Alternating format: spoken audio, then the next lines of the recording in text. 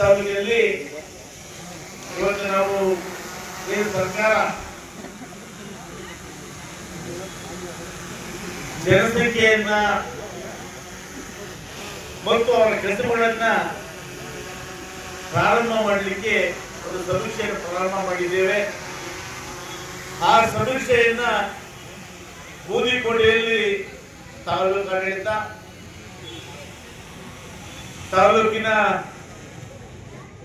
ನಮ್ಮ ಇಒ ಅವರ ಸಂಯುಕ್ತ ಆಶ್ರಯದಲ್ಲಿ ಇವತ್ತು ಬೂದಿಕೋಟೆಯಲ್ಲಿ ಇವತ್ತು ಪಂಜಿನ ಮೆರವಣಿಗೆ ಮುಖಾಂತರ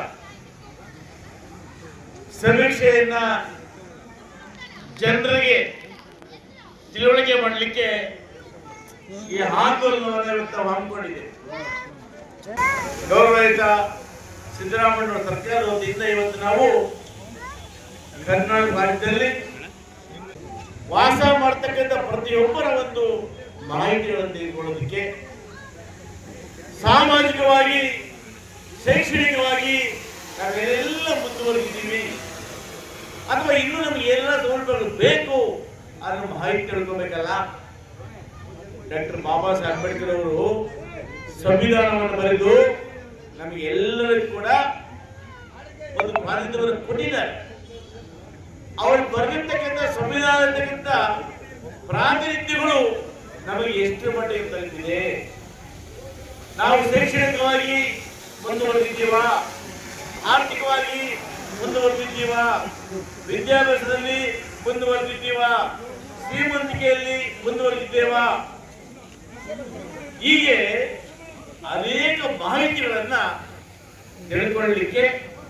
ತಿಳ್ಕೊಂಡು ಮುಂದೆ ದಿನಮಾನಗಳಲ್ಲಿ ಯಾವ್ಯಾವ ಸಮುದಾಯಕ್ಕೆ ಯಾರು ಇನ್ನೂ ಕೂಡ ಹಿಂದುಳಿದಿದ್ದಾರೆ ಅಂತವರಿಗೆ ಸಹಾಯ ಮಾಡಲಿಕ್ಕೆ ಈ ಸಮೀಕ್ಷೆಯನ್ನು ಮಾಡ್ತಾರೆ. ಬಿಜೆಪಿ ಟೀಕೆ ಮಾಡ್ತಾರೆ, ಜನಸಂಖ್ಯೆಯನ್ನು ಮಾಡಲಿಕ್ಕೆ ಕಾಂಗ್ರೆಸ್ ಸರ್ಕಾರಕ್ಕೆ ಅಧಿಕಾರವೇ ಇಲ್ಲ, ಕೇಂದ್ರ ಅಧಿಕಾರವೇ ಇಲ್ಲ ಅಂತ. ಜನಸಂಖ್ಯೆಯನ್ನ ಲೆಕ್ಕ ಮಾಡ್ತಕ್ಕಂಥ ಸಮೀಕ್ಷೆ ಅಲ್ಲವೇ ಅಲ್ಲ. ಇದರ ಒಟ್ಟಿಗೆ ಜನರಿಗೆ ಏನೆಲ್ಲ ಮೂಲಭೂತ ಅಗತ್ಯ ಇದೆ, ಅವರ ಕುಟುಂಬದ ಪರಿಸ್ಥಿತಿ ಏನು, ಕುಟುಂಬದಲ್ಲಿ ಯಾರೆಲ್ಲ ಇದ್ದಾರೆ, ಎಷ್ಟು ಉದ್ಯೋಗ ಮಾಡ್ತಾ ಇದ್ದಾರೆ, ಅವರ ವಿದ್ಯಾರ್ಥಿ ಏನು, ಅವ್ರಿಗೆ ಎಷ್ಟು ಭೂಮಿ ಇದೆ, ಅವರ ಸಂಪಾದನೆ ಏನು, ಅವರ ಸ್ಥಿತಿಗತಿ ಏನು, ಇವೆಲ್ಲವೂ ತಿಳ್ಕೋಬೇಕಲ್ಲ. ಇವೆಲ್ಲವೂ ತಿಳ್ಕೊಂಡಾಗ ಮಾತ್ರ ನಾವು ಕರ್ನಾಟಕ ರಾಜ್ಯದಲ್ಲಿ ಜನಸಾಮಾನ್ಯರಿಗೆ ನ್ಯಾಯವನ್ನು ಕೊಡಲಿಕ್ಕೆ ಸಾಧ್ಯ. ಈ ನಿಟ್ಟಿನಲ್ಲಿ ಇವತ್ತು ಈ ಸಮೀಕ್ಷೆಯನ್ನು ಮಾಡ್ತಾ ಇದ್ದೀನಿ. ನಾನು ಮಂಗಳೂರು ತಾಲೂಕಿನ ಸಮಸ್ತ ಜನತೆಗೆ ಮನವಿ ಮಾಡ್ತೇನೆ.